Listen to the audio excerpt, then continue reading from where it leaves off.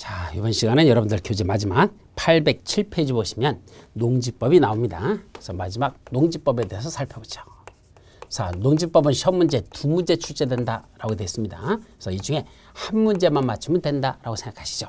그럼 제일 먼저 나오는 게 뭐가 나온다? 어느 법이든지 제일 먼저 용어가 나옵니다. 그래서 용어 정의가 나오는데 7가지 용어가 나옵니다. 이 중에 한 3년에 한 번 정도씩은 시험 문제 출제되고 있습니다. 두 번째, 본론 내용의 첫 번째는 농지 아무나 소유하지 말라. 농지 소유와 관련된 내용들이 나옵니다. 본론 내용 첫 번째. 두 번째는 농지를 함부로 이용하지 말라. 농지의 이용에 관련된 내용들이 나옵니다. 농지 이용도 함부로 하지 말아요. 세 번째는 농지를 뭐하자? 보전하자. 농지의 보전에 관련된 내용이 나옵니다. 근데 이 보전에 관해서는 현재 우리 책에는 서술되어 있지 않습니다. 이건 빼자는 얘기입니다. 그럼 농지 보전하는 방법은 2가지가 있어요. 첫 번째는 농사만 전담으로 짓는 지역을 지정해서 농지를 보전하자. 그럼 농사만 전담으로 짓는 지역이 뭐죠? 농업진흥 지역에 관한 거. 그래서 농업진흥 지역을 지정해서 농지를 보전하자. 이게 첫 번째고, 두 번째는 농지는 어차피 개발하기 위해서는 까먹여질 수밖에 없는데 농지 전용하는 걸 함부로 하지 못하게 농지 전용하려면 뭐 바꿔라? 허가 등을 바꿔라. 라는 농지 전용 허가 등에 관련된 내용들.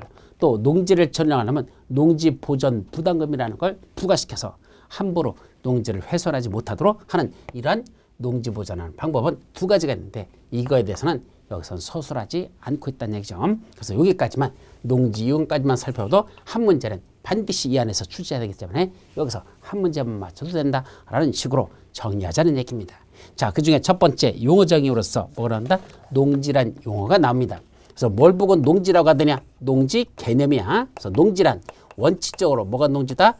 법적으로 전답 과수원이라는 법적 지목이 있는데 우리 법적 지목은 총 몇 가지가 있죠? 28가지가 있습니다. 그중에 전답 과수원자 들어가는 거 이게 원래는 법적 지목으로는 농지입니다. 근데 이걸 따진다? 안 따진답니다. 이런 법적 지목을 뭐한다? 불문하고 그랬습니다. 따라서 법적 지목을 따지지 않겠다는 얘기입니다. 그럼 뭐가 농지다? 이런 전답과수원 같은 법적 지목을 불문하고 농작물의 경작지나 일정한 다년생식물의 재배지로 이용된다면 그런 땅은 전부 다 뭐란다? 이용되는 토지를 이거를 농지라고 하자 말입니다. 농작물의 경작지 또는 일정한 다년생식물의 재배지로 이용되는 토지는 전부 다 그걸 농지라고 하자라고 됐습니다. 그럼 농작물의 경작지라는 건 논 같은 데다 벼를 심었다. 그게 농작물 경작이죠. 밭에다 콩을 심었다. 옥수수를 심었다. 거기다 고추를 심었다. 그것들은 전부 다 농작물의 경작입니다. 그럼 다년생식물의 재배는 뭐냐? 그런 농작물 말고 최소한 2년 이상 자라는 식물들 이걸 다년생식물이라고 이걸 재배한다면 그렇고 거기 3가지가 쭉 열거되어 있죠. 목초, 종묘, 인삼, 약초, 잔디 그런 조림육묘목 또는 과수, 뽕나무, 유채수 그 밖에 생육기간이 2년 이상 되는 것들 또는 조경 또는 관상용 수목과 그 묘목으로서 조경 목적을 하지 않는 것들 그런 것들은 다 뭐라? 다년생식물이라고 그런 걸 재배하고 있는 땅도 그것도 뭐라고 한다? 그것도 농지라는 얘기입니다.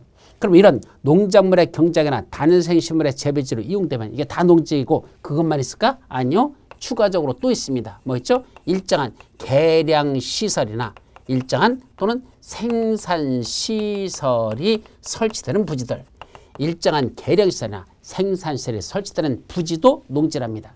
그럼 계량시설의 대표적인 게 뭐더냐? 첫 번째 계량시설의 대표가 유지 바로 저수지 같은 거 있죠. 유지, 양배수시설, 물을 끌어들이고 빼내는 거 또는 농로, 수로, 제방 이런 것들은 전부 다 계량시설로서 그런 농로나 수로나 또는 제방 같은 게 있는 그 땅도 뭐라 본다? 그것도 농지다 얘기입니다. 그러다 생산시설로선 고정식 온실, 버섯재배사 또는 비닐하우스 설치하는 것들 또는 거기다 축사나 또는 곤충사육사 기르는 그런 땅들 축사, 곤충사육사 있는 땅 또는 농막, 농막이라는 건 자, 농사 지을 때 잠시 쉬기 위해서 만들어준 움막집 같은 거야. 그래서 농가주택과 비슷한데 다만 거기서 기거하면서 생활하지는 않는 것들. 농사 짓는데 단분 이용하기 위한 그런 농막이 있다면 그런 농막이 있는 땅도 뭐라고 한다? 그것도 농지라 이 말입니다. 그러면 이런 중에서 다시 농지에 해당하지 않는 게 몇 가지가 있다? 3가지가 있습니다. 이러한 시설 중에 있는 부지 중에서 농지로 보지 않는 것들. 첫째, 법적 지목이 전답 과수원이 아니랍니다. 그럼 법적 지목이 전답 과수원이 아니라는 얘기는 원래는 농사 지려고 한 땅이 아니었다는 얘기입니다. 그게 법적 지목이 전답 과수원이 아닌 토지라는 얘기죠. 근데 그 땅을 웃자다가 농사를 짓게 됐어요. 근데 아직 계속하여 농업이나 농작물의 경작이나 다른 생식물의 재배지로 이용된 기간이 몇 년밖에 안 된다? 3년 미만밖에 안 된다면 그건 농지로 본다. 아직은 농지가 아니다. 아직은 농지가 아닙니다. 그럼 언제부터 농지라는 얘기야? 법적 지목이 전답과수원이 아닌데 농작물의 경작이나 다른 생식물의 재배지로 계속하여 이용한 기간이 3년 이상 되면 그때부터는 농지로 보자 이 말이고 3년 미만이라면 아직은 농지로 보지 않는다. 3년 미만 이건 농지로 보지 않는다. 조심하십시오. 두 번째 법적 지목이 임야입니다. 임야인데 뭐하지 않고 산지 전용 허가를 받지 아니하고 임야인데 산지 전용 허가라는 건 임야 같은 산자락 같은 걸 까먹을 때는 산지 전용 허가라는 걸 받아야 되는데 그런 산지 전용 허가를 받지 않고 거기다 농작물 경작이나 다른 생식물의 재배지로 이용되고 있답니다. 한마디로 말하면 불법으로 개간한 농지다 이 말이죠. 그럼 불법으로 개간한 농지는 농지로 본다 안 본다? 그것도 농지로 보지 않습니다. 그래서 산지 전용 허가를 받지 아니하고 농작물 경작이나 다른 생식물의 재배지로 이용되는 지목이 임야인 땅 농지로 보지 않습니다. 세 번째 초지법에 따라 조성된 초지. 초지법에 따라 조성되는 초지는 초지일 뿐 농지로 보지 않는다. 농지가 아닙니다. 거기까지는 꼭 기억해 두도록 합니다. 자, 두 번째는 뭐죠? 농업인이란 개념이 나오죠. 농업인과 농업법인으로 갈라져요. 농업인은 농사를 직업을 하는 개인이라는 얘기고 농업법인은 농사 짓는 걸 직업을 하는 단체를 말한다. 그렇게 둘로 나눠지죠. 그때 농업인이 되기 위해서는 네 가지 중에 한 가지만 갖추면 농업인이 됩니다. 농업인이 되기 위한 요건 첫째 1000제곱미터 이상 되는 농지에서 적어도 농사짓는 땅이 1000제곱미터 이상 되면 돼. 1000제곱미터 이상 농지에서 농작물 경작이나 또는 다른 생식물의 재배지에 이용하면 그 이용하고 있는 사람은 그 농업인이다. 적어도 1000제곱미터 이상 되는 농지에서 농사 짓고 있으면 농업인이라는 얘기입니다. 아니면 1년 중 90일 이상 농업에 종사하면 그게 아니라면 1년 중 90일 이상 농업에만 종사해도 농업인이죠. 아니면 두 번째 자, 이런 일반적인 논밭이 아니고 고정시공실, 버섯재배사, 비닐하우스 같은 걸 설치해서 농사 짓는다면 그 면적은 330제곱미터 이상 될 때 330제곱미터 이상 되는 고정시공실, 버섯재배사, 비닐하우스 농사 지면 그자도 농업인입니다. 아니면 대가축 2도, 중가축 10도, 소가축 100도, 가금 1천소 또는 꿀벌 10군 이상을 사육하는 자. 대가축 2도, 중가축 10도, 소가축 100도, 그다음에 오리나 닭 같은 거 가금 1천수, 1000수 이상 또는 꿀벌 10군 이상을 사육하는 자. 그자도 농업인입니다. 아니면 1년 중 120일 이상 축산업에 종사하면 그자도 농업인이죠. 아까 농업인에서 1번은 1년 중 90일 이상 농업에 종사하는 자. 밑에는 1년 중 120일 이상 축산업에 종사하면 이자도 농업인입니다. 아니면 또 그 농업 경영을 통한 농산물의 연간 판매액이 120만 원 이상 되는 자. 농업 경영을 통한 농산물의 연간 판매액이 120만 원 이상 되면 이자도 농업인. 이런 넷 중에 하나만 갖추면 농업인입니다. 그럼 농업법인은 두 가지가 있습니다. 영농조합법인과 농업회사법인 둘로 갈라집니다. 이때 농업회사법인 할 때 회사란 상법상의 회사야 한 명에서 합자회사, 유연회사, 주식회사 등등 이런 상법상의 회사로서 농업회사법인을 설립할 수 있습니다. 그때 농업회사법인을 설립하려면 뭐만 가지면 다 업무집행권을 갖는 자의 3분의 1 이상이 농업인일 것. 업무집행권을 갖는다는 건 회사의 운영권을 갖는 자들, 경영권을 갖는 자들이니까 이사들을 말하고 이사가 6명 있다면 6명 중에 3분의 1 이상이니까 2명이죠. 2명 이상이 농업인만 된다면 그때는 농업회사법인을 설립할 수 있습니다. 그래서 농업회사법인을 설립하기 위한 요건은 업무집행권을 갖는 자의 3분의 1 이상이 농업인이면 된다라는 거 거기까지 기억합니다. 자, 그 다음에 이제 그때 네 번째는 뭐가 나오죠? 농업 경영을 통한 농산물의 연간 판매액 했으니까 네 번째 농업 경영이란 말이 나오겠죠. 그래서 농업 경영은 첫째 누가 하는 게 농업 경영이다? 농업인 또는 농업법인만 농업 경영이라는 걸 합니다. 그럼 농업인이나 농업법인이 아닌 취미영농하는 사람들은 농업 경영이란 말을 쓰지 않습니다. 농업인, 농업법인이 어떻게 하는 게 농업 경영이다? 자기의 계산과 책임으로 농업을 영위하는 것. 자기의 계산과 책임으로 농업을 영위한다면 그걸 농업 경영이라고 표현하자라고 되어 있죠. 다섯 번째, 작용이라는 개념입니다. 그래서 작용은 농업인이 하는 작용이고 농업법인이 하는 작용이 있습니다. 이때 농업인이나 농업법이나 작용이 되기 위해서는 반드시 무슨 농지다? 소유농지해야 됩니다. 임차 농지는 해당 사항이 없다라는 걸 조심합니다. 남의 빌린 농지 갖고는 작용이라고 하지 않는다. 내가 소유하고 있는 농지에서 뭔다? 첫째, 작용이 된 농업인은 거기서 자기가 하는데 농작업의 2분의 1 이상을 자기 노동력으로 한단다. 그럼 작용이야. 자기 소유에서 농작물의 경작이나 다른 세집에 상시 종사하거나 농작업의 2분의 1 이상을 자기 노동력으로 한다면 그때는 그걸 작용이라고 한다. 그게 농업인의 작용입니다. 반면에 농업법인은 어떤 때마다 자기 소유농지에서 농작물 경작이나 다른 생식물의 재배에 이용하고 있으면 그자는 그냥 농업법인에서는 그걸 작용이라 합니다. 따라서 농업인의 작용 개념을 조심해서 얘기합니다. 소유농지에서 뭐 하는 거? 농작물의 경작이나 다른 생식물의 재배에 상시 종사하거나 아니면 농작업의 2분의 1 이상을 자기 노동력으로 제공하면 그때는 작용이라고 합니다. 자, 두 번째, 여섯 번째 위탁경영이 나오죠. 이때 위탁경영이라고 하는 건 농업경영하는 거 맞는데 농업경영 자기 계산과 책임에 농사짓는 건데 뭐가 부족하다는 얘기야? 일손이 부족하다는 얘기입니다. 따라서 농사질 땅은 넓은데 일할 사람이 없다는 얘기입니다. 그때는 다른 사람에게 제3자에게 보수를 지급할 걸 약정하고 야 내가 일당 얼마 줄게 한 달에 얼마 줄 테니까 와서 일 좀 해달라. 보수를 지급할 걸 약정하고 농작업의 전부 또는 일부를 위탁하는 농업경영을 위탁경영이라고 표현합니다. 따라서 농사 짓는데 일손이 부족하니까 다른 사람한테 와서 도와주면 내가 너한테 돈 줄게 라고 하는 거 이런 걸 위탁경영이라고 합니다. 자, 마지막 일곱 번째 농지전용이란 말이 나죠. 이때 농지전용이라는 건 농사 짓는 것, 즉 농작물의 경작이나 다른 생식물의 재배 이외에 농업생산이나 농지개량 외의 용도로 쓰는 거. 농업경영이라 농지전용이라는 건 농사를 짓고 있던 농지를 다른 거로 다 쓰겠다는 얘기입니다. 즉 농사 짓던 농경지를 까먹고 거기다 공장을 짓는다, 주택을 짓는다, 상가를 짓는다 이렇게 전부 다 농지전용이라고 합니다. 그래서 농작물의 경작이나 단연생식물의 재배 등 농업생산이나 농지개량 외의 용도로 사용하면 그게 다 농지전용입니다. 다만 조심할 건 그럼 농지 위에다가 아까 계량이 썰렸어 뭐 했었죠? 거기다 계량에서 농로나 수로나 제방을 썼습니다. 여기 밭이었는데 가운데다 제방을 썼습니다. 뭐가 되죠? 농지전용이다 아니다? 아닙니다. 왜? 제방도 뭐라고 했습니까? 농지라 그랬으니까 농지를 농지로 사용하는 한 그건 농지전용을 하지 않습니다. 따라서 농지 위에다 농로나 수로나 제방이나 또는 거기다 농막 같은 걸 지으면 그건 농지전용이라고 하지 아니한다. 그럼 뭐 할 때만 농사 짓던 농경지를 농사 짓는 거 이외에 다른 용도로 쓰는 거 거기다 공장을 짓는다, 주택을 짓는다, 상가를 짓는다 이런 것들이 전부 다 농지전용이 된다라고 이해하시라는 얘기입니다. 자, 다음 페이지 보시면 농지 소유에 관한 것들이 나오죠. 그래서 첫째 농지 소유에서는 첫째 소유 원칙이 있습니다.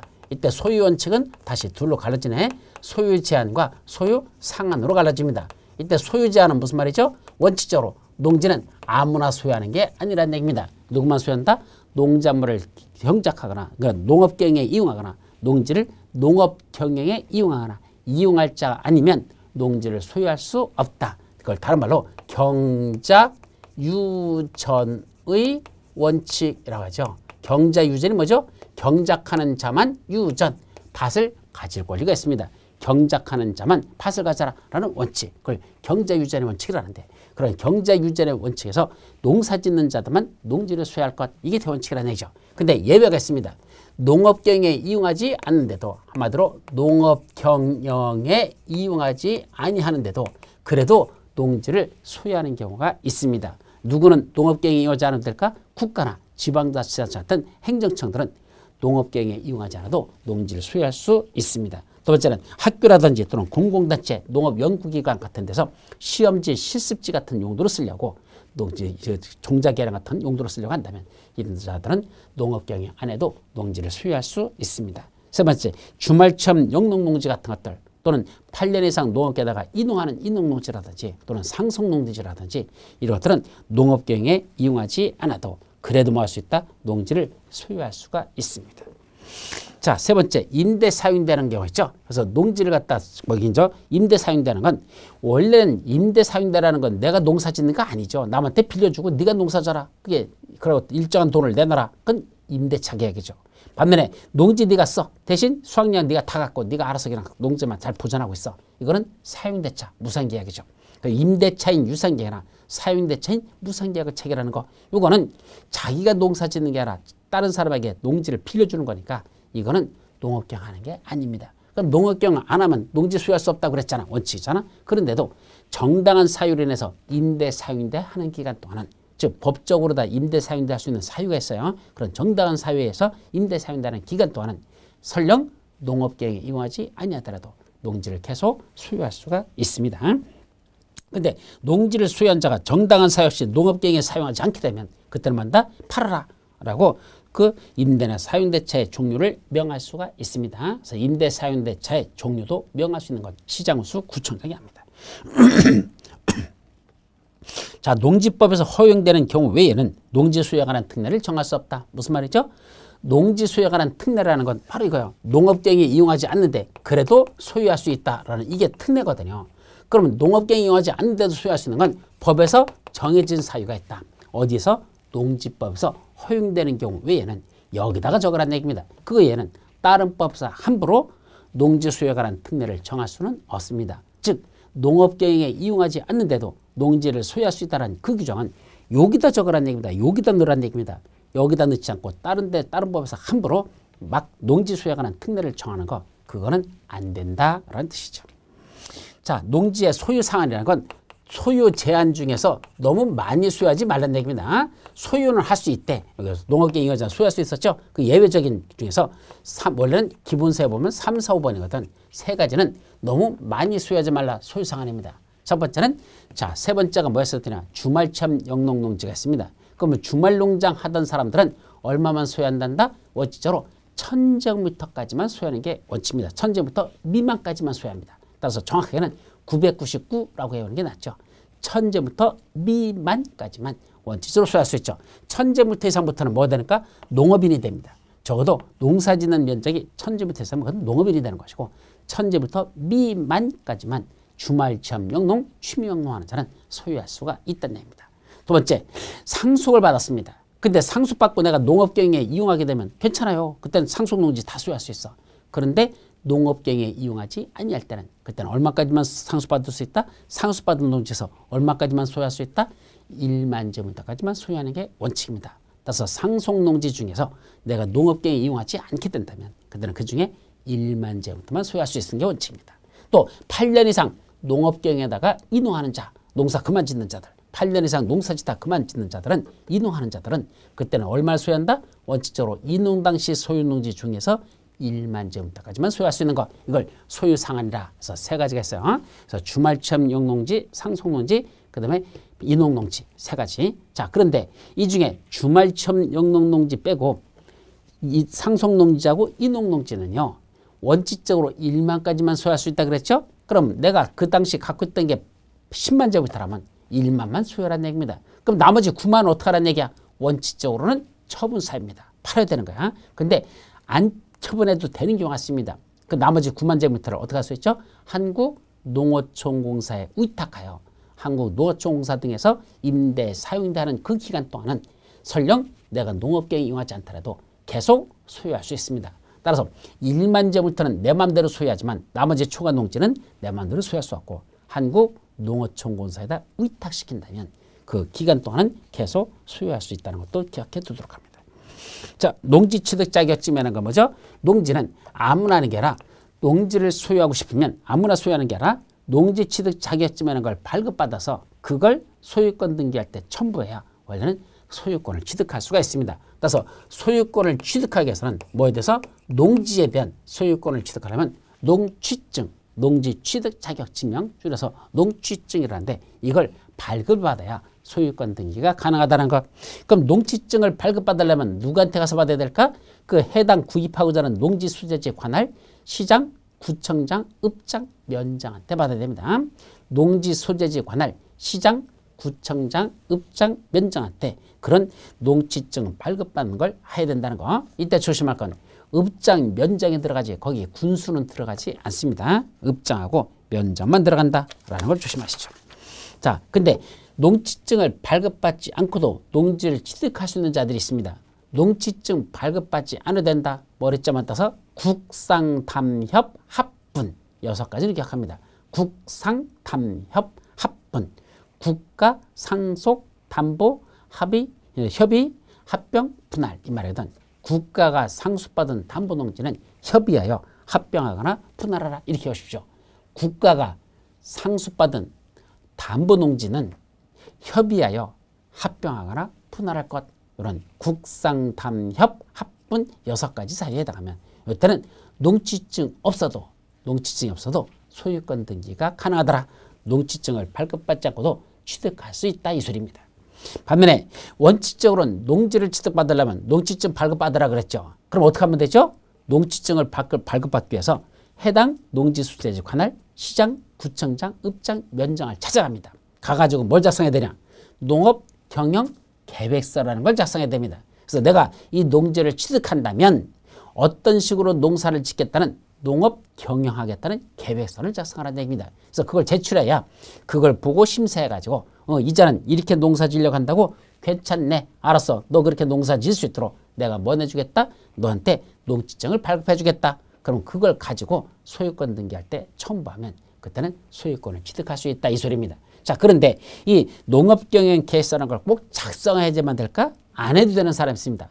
농업경영계획서를 작성하지 않고도 농지증을 발급받을 수 있는 사유가 있죠. 어떤 거죠? 학주 허신영 이렇게 보시죠. 학교나 주말체험 영농농지, 농지전용 허가나 신고 받친 농지, 그다음에 영농여건 불린 농지라고 해서 몇 가지만 그렇게 4가지, 원래는 5가지인데 학주 허신 허가 신고는 같이 농지전용 허가 신고 마친 농지, 그다음에 영농여건 불린 농지에서 학주 허신영 이렇게 해서 요거는 농업경영계획서를 작성하지 않고도 농지증을 발급받을 수 있더라. 따라서 조심할 건 여러분들이 주말체험 영농농지 주말 농장하려고 농지를 취득합니다. 아까 얼마나 소유를 했죠? 1000제부터 미만만 취득할 수 있다 했죠? 그때는 농지증을 발급받는다 받는다?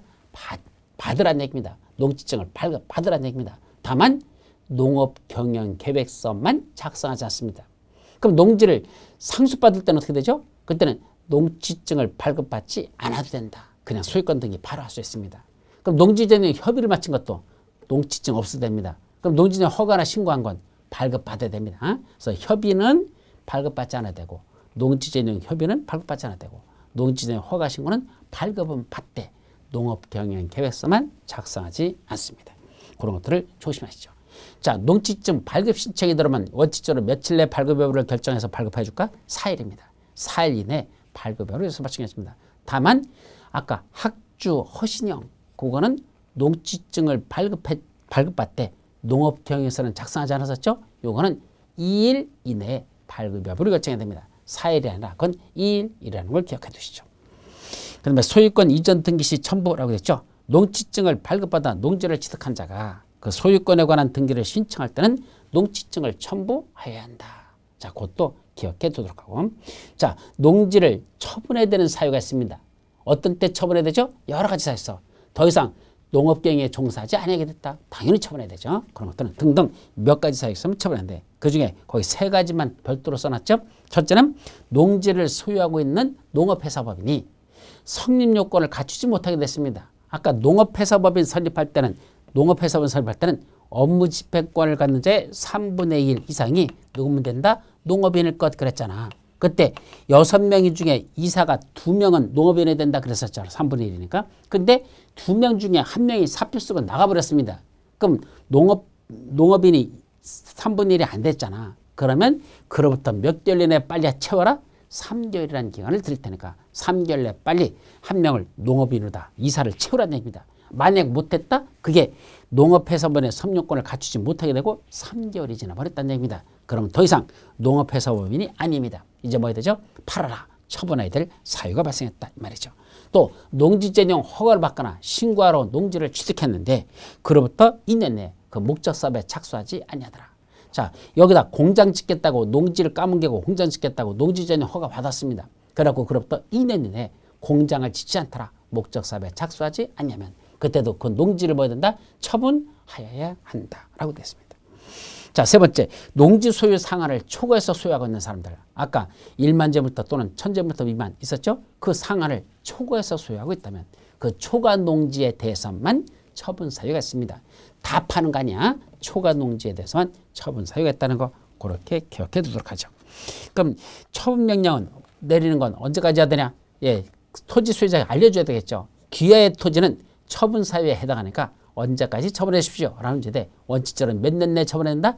그 1년 이내에 발생돼 처분 사유가 발생한 날로부터 1년 이내에 농지를 처분해야 한다. 예, 쥐가 알아서 팔아라는 얘기죠.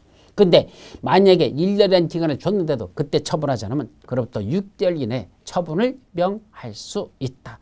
처분 명령을 내릴 수 있습니다. 그래서 농지 처분 사유가 발생하면 여기 처분 사유가 발생했죠? 그럼 그로부터 원칙적으로 몇 년 내에 처분해야 된다? 1년이라는 기간을 줍니다. 그럼 이거 1년 이내에 그 농지를 처분해야 한다. 처분 의미죠. 근데 안 하면 그로부터 다시 6개월 이내에 처분할 걸 명할 수 있습니다. 그때는 처분 명령을 내릴 수 있더라 이 말이죠.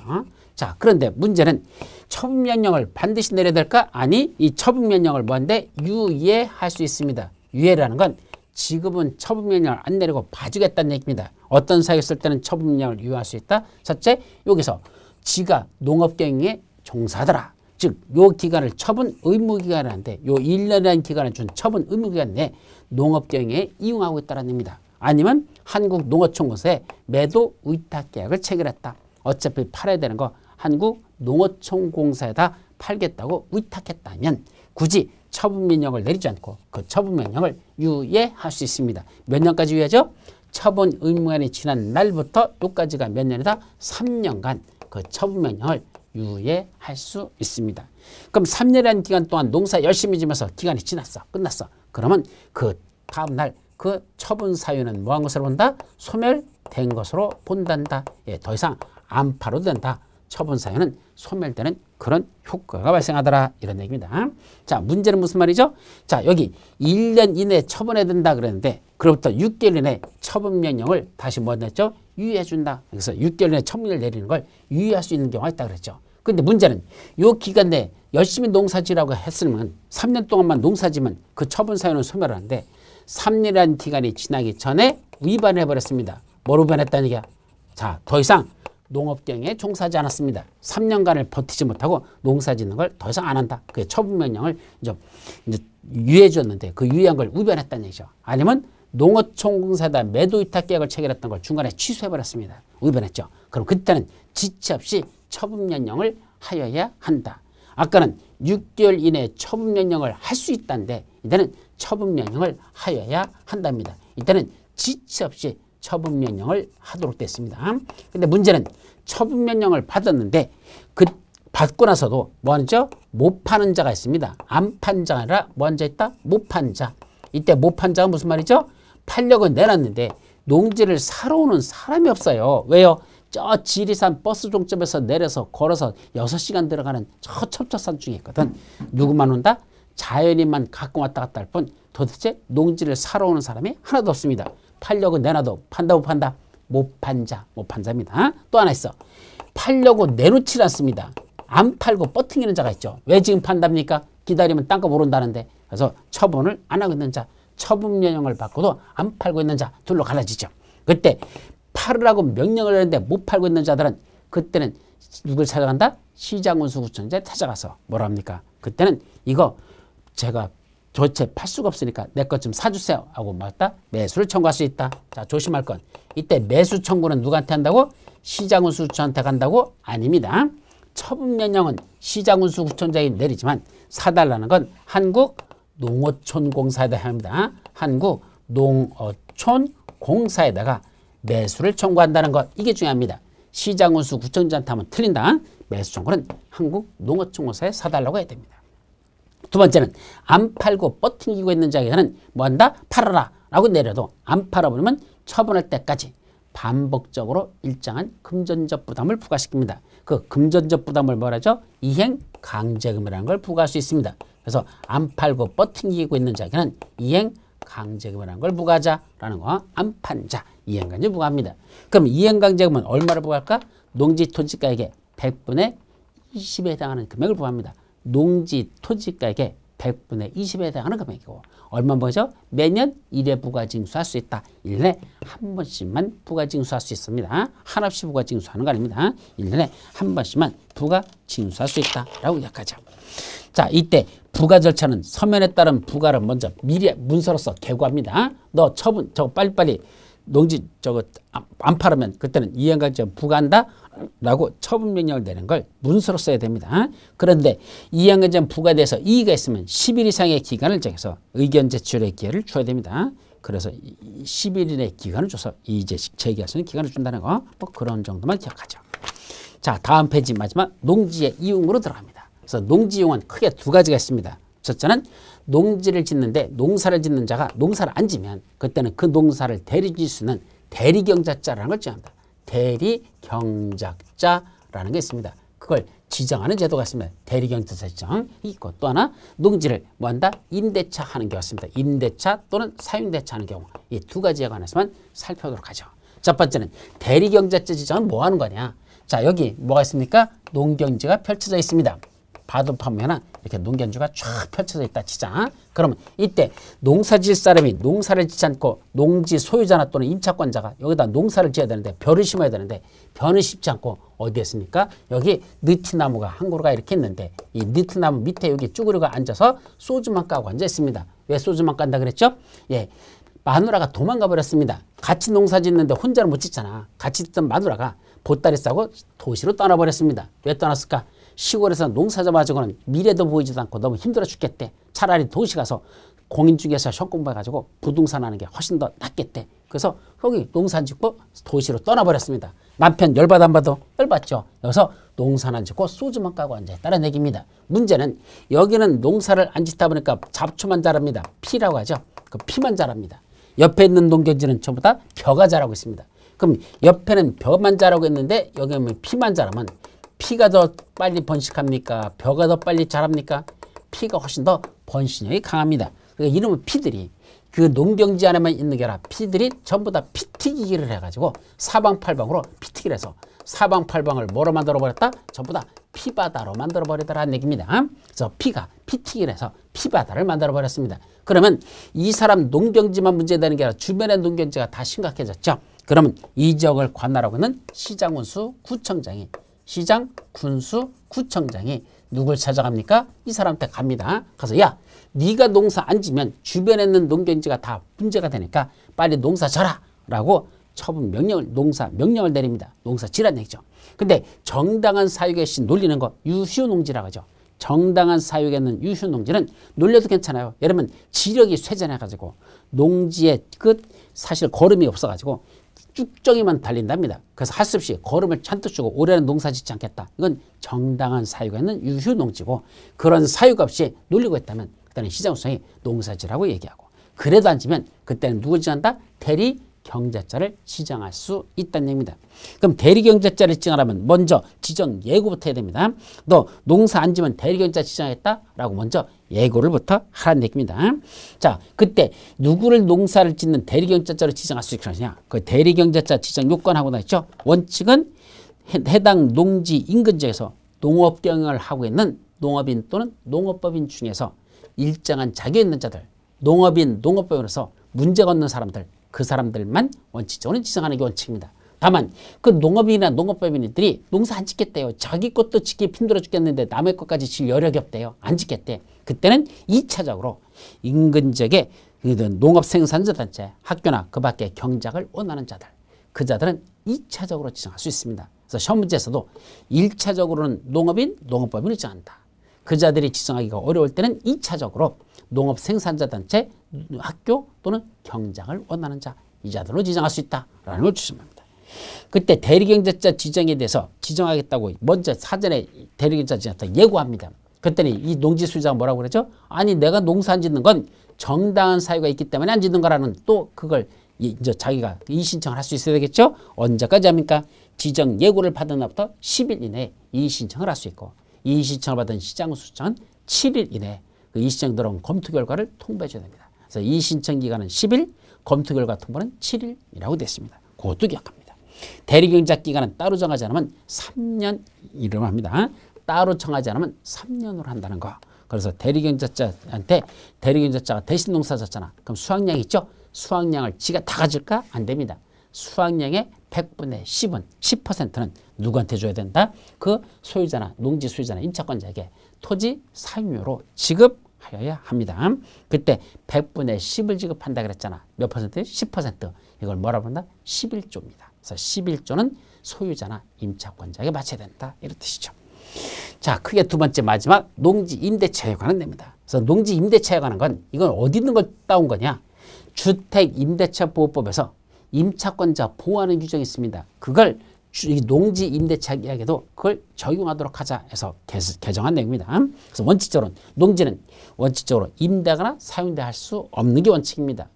자기 농업경에 이용하는 자들만 농지를 소유하라 그랬으니까 지들이 농사 짓는 자만 농지 소유하라는 얘기입니다. 근데 임대 사용자는 농업경이 아니라 그랬잖아. 남한테 빌려준 거잖아. 따라서 그럴 때는 어찌는 사용할 수가 없고 그렇기 때문에 임대 사용자는 안 되는 게 원칙입니다.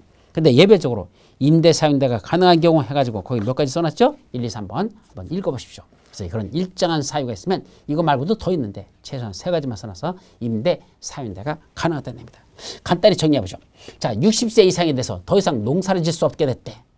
글쎄 60세 이상 되면 농사 못 짓나? 시골에서는 지금도 청년인데 그 정도면 어쨌든 60세 이상 농사를 더 이상 짓기 어렵게 됐답니다. 그때는 해당 시군이나 인접한 시군에서 지 소유농지에 대해 소유농지에서 뭐였다? 농업경에 종사한 기간이 5년을 넘을 때 5년 초과에 대해 농업경에 이용한 기간이 5년을 초과한 그런 농지가 있다면 그 농지는 다른 사람에게 임대 사용돼도 될 수 있다. 그래서 내가 나이를 많이 먹어가지고 더 이상 농사 못 짓게 되면 그때는 내 소유농지에만 적어도 몇 년 이상 거기서 5년이 넘도록 농지를 소유하고 있었던 사람, 농업경에 한 사람, 5년이 넘도록 농업경에 종사한 사람만 그 농지를 임대 사용되는 게 가능합니다. 자, 두 번째는 농업경영을 위해서 소유하고 있던 농지를 무슨 목적으로 주말체험 영농을 하려고 하는 자에게 빌려주는 거 임대 사용돼 가능합니다. 아니면 다른 사람한테 빌려줬는데 그 사람의 그 농지 갖고 왔대 다시 또 임대 사용되겠대. 주말체험 영농 목적으로 임대 사용되는 걸 업으로 하려고 빌리겠대. 그 자에게도 빌려줄 수 있습니다. 그래서 다시 한번 말하면 내가 농사 짓고 있던 농경지를 주말체험 영농을 하려고 하는 사람에게 임대 사용되는 것 됩니다. 두 번째는 내가 농사 짓고 있던 농지를 이 사람한테 빌려줬는데 그 사람이 뭐 하겠대? 임대 주말체험 영농을 하는 걸 목적으로 그걸 업으로 하기 위해서 임대 사용도 하겠답니다. 그럼 그 자에게 내가 빌려주는 건 된다. 그래서 내가 갖고 있던 걸 주말체험 영농하는 자에게 빌려주는 거 된다. 내가 이 사람한테 빌려줬는데 이 사람이 그거 갖고 뭔다? 주말 농장하는 사람에게 다시 빌려주는 거로 다시 전대차 계약식이죠. 다시 빌려주는 거 쓰겠단다. 그 자에게 내가 빌려줄 수 있습니다. 임대 사용될 수 있습니다. 자, 밑에 자격농지를 왜 이모작으로 해서 8개월 이내로 임대 사용되는 거. 자격농지라는 건 내가 농사 짓고 있던 농경지를 뭐 한다? 그때는 8개월의 범위 내에서만 이모작으로 해서 임대 사용되는 거. 즉 내가 1년 중에서 6개월은 예를 들면 1년 중에서 4개월은 뭐하고 내가 배추 농사하는 거로 내가 쓰고 나머지 기간 동안은 뭐하는 거? 저 보리 농사 짓는 사람에게 내가 빌려주는 거. 이모작이죠. 두 번 하는 거 그게 가능합니다. 그럴 목적으로 8개월 이내에서 임대 사용되는 건 가능합니다.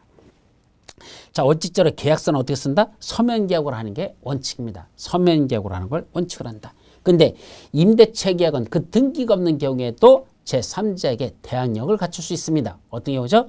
자, 임대차 계약서 쓴 걸 가지고 시장, 구청장, 읍장, 면장한테 확인을 받습니다. 그리고 농지를 인도받으면 임대차 계약서 확인 도장 받았죠? 시장, 구청장, 읍장, 면장한테 그리고 농지를 인도받으면 그 다음 날부터 인도받은 다음 날부터 어떤 효과가 있단다? 그때부터 제3자에 대해서 대항할 수 있는 효력이 생긴다는 거. 그래서 이건 임대차 계약서만 써가지고 시장, 구청장, 읍장, 면장한테 확인받고 농지를 인도받으면 그 인도받은 다음 날부터 제3자에게 효력이 있습니다. 따라서 등기부상에는 나타나지 않는 권리라는 거. 근데도 대항력을 갖추는 이런 요건 아주 조심해서 기억해야 되겠죠.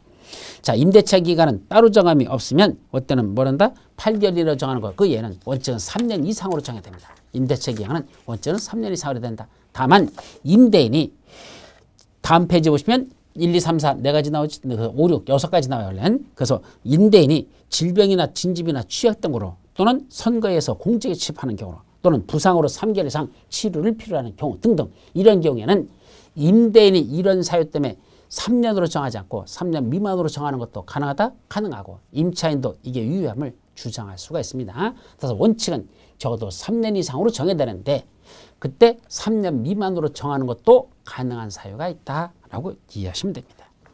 자, 옆에 이제 묵시적 갱신이란 말이 나오죠. 임대차 기간이 끝나기 몇 개월 전까지? 3개월 전까지 임차인에게 임대차 계약을 갱신하지 아니한다는 뜻이나 또는 임대차 계약 조건을 변경한다는 뜻을 통지하지 아니하면 그때는 어떻게 된다? 임대차 기간이 끝난 때 이전의 임대차 계약과 같은 조건으로 다시 임대차 계약을 한 것으로 본다. 자, 임대차 기간이 끝나기 몇 개월 전까지? 3개월 전까지. 아까 3년으로 정했다 가정하자. 그럼 3년이 다 끝나갑니다. 그러면 3개월 후에는 임대차 기간이 종료됩니다. 근데 임대인이 아무런 말을 안 합니다. 임대차 계약을 갱신하다는 거지 그만 만료시키겠다는 거지 아무런 말이 없으면 그때는 어떤 경우였다? 3개월 전까지 아무런 말이 없으면 그때는 종전과 같은 기간으로 임대차 계약이 갱신된 것으로 보자 이 말입니다. 자, 임대농지의 양수인은 이 법에 따른 임대내주를 승계한 것으로 본다. 무슨 말입니까? 내가 농지를 수유하고 있는 소유자입니다. 그래서 저 A라는 사람하고 내가 임대차 계약서를 썼습니다.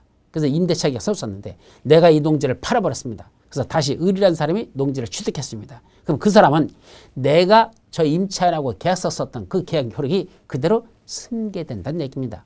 따라서 이 사람은 함부로 내가 둘이 썼던 계약서를 승계받는 사람은 그 매수한 사람 이 사람은 함부로 그 계약 조건을 변경시킬 수가 없다는 뜻입니다.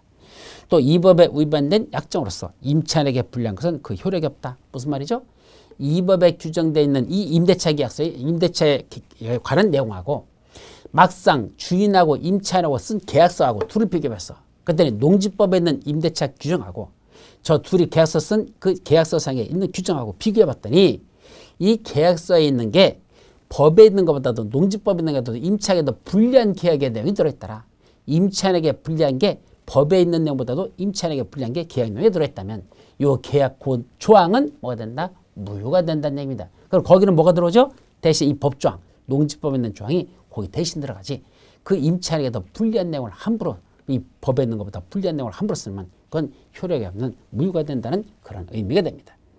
또 국유재산법과 공유재산 및 물품관리법에 따른 국유재산하고 공유재산의 농지가 국가가 소유하고 있다 또는 지방자치단체가 소유하고 있는 농지랍니다. 그거에 대해서는 뭘 적용하지 않는다? 우위 3부터 8까지로 되는데 8이 아니라 7이라고 보십시오. 우위 3부터 쌍괄호 7까지를 적용하지 않는다. 이게 작년도 시험 문제입니다. 따라서 국공유지 농지는요. 임차인에게 불리한 규정을 집어넣어도 관계가 없다. 결론입니다. 아주 싸가지 없는 것도 있거죠. 민간인들끼리 하는 것만 농지법에 있는 것보다 불리한 것만 무효가 되는 것이고 국공유지 농지에 대해서만은 임차인에게 농지법에 있는 것보다도 임차인에게 더 불리한 규정을 계약서 써도 그거는 무효가 아니라 유효하답니다. 아주 싸가지 없는 놈들이 만들어 놓은 겁니다. 그래서 이건 마음에 안 드는 건데 현재 법에는 그렇게 돼 있다. 여기까지만 여러분들이 정리합니다. 자, 여기까지 하고 이제 나머지 보면 그건 다 끝났죠. 그래서 이 합기공에 관한 이 내용은 지금 공법 중에서 줄일 수 있는 최대한을 줄인 겁니다. 그래서 이거보다 내용을 더 줄여주십시오라고는 할 수 없습니다. 그래서 현재 있는 요약집은 약 260페이지 정도 되거든요. 요약집이. 그래서 요약집은 그래도 공법만큼 하려면 기본서는 원래 두꺼우니까 700페이지 하기는 벅차니까 적어도 요약집에서 260페이지만 있으면 좋겠다라는 건 그건 요약집인데 그것도 벅찬 분들, 그것도 시간이 없습니다 하는 사람은 최소한 합기용에 나오는 이 내용까지는 보시라는 얘기입니다. 이거는 우리 요약집에 있는 것보다는 분량을 더 줄인 겁니다. 근데 내용은 많아요. 왜 많죠? 옆에 더 알아보기라든지 또는 빈출 오답지문이라든지 또는 그 뒤에 여러 가지 또 그밖에 추가되는 것들 최종 점검 뭐 이런 것들이 여러 가지 있잖아. 그래서 이게 사실은 내용이 적은 건 아닙니다. 그러나 내용은 줄여놓고 그다음에 부연 설명들을 다시 여러분들이 복습할 수 있는 것들 기출문제도 풀어볼 수 있는 기회도 주고 이거 종합적으로 만들었죠. 그래서 사실은 이것만 충분히 공부해도 여러분들 목표는 60점 넘어간다는 전혀 지장 없습니다. 그러니까 가급적이면 여기 있는 내용 정도까지는 여러분들이 공부해 주십사라는 걸 말씀드리고 이것만 해도 부동산공법 60점 맞는 데는 전혀 지장 없습니다. 아셨죠? 그래서 이 합기공이라는 거 이 한 것만 갖고도 2차 공부 끝내는 데는 아마 별 문제들이 없을 겁니다. 그래서 마지막까지 최선을 다하십시오. 항상 객관식 문제는요. 정답을 정확하게 찾는 게 중요합니다. 정답을 정확하게 찾지 못하면 뭐한다? 답을 자꾸 구할 수가 없습니다. 주관식이야. 내가 알아서 쓰는 데까지 쓰면 되지만 객관식은 내가 알고 있는 게 중요한 게 아니라 출제원의 의도에 맞게끔 정답을 찾아가는 거 이게 중요하거든. 그래서 어설프하게 공부하면 주관식에서는 객관식에서는 답을 찾을 수가 없습니다. 그래서 조금을 공부하더라도 완전하게 고 있는 건 반드시 맞춘다. 이게 중요하지. 어설프하게 읽어버리면 답도 어설프하게 나와서 뭐 대략 알긴 하겠는데 반은 알고 반은 모르겠다. 그럼 그건 틀리는 겁니다. 그래서 객관식은 반만 알으면 안 됩니다. 정확하게 알아야 답을 찾을 수 있다는 거. 그래서 객관식 공부는 하여튼 여러분들이 최대한 정확하게 조금을 공부하더라도 거기 있는 것만은 반드시 공부하겠다는 정확하게 공부하는 이것이 가장 중요하다는 걸 다시 한번 마음을 쓰면서 강의는 여기서 마무리하도록 합니다. 여러분 그동안 수고하셨습니다.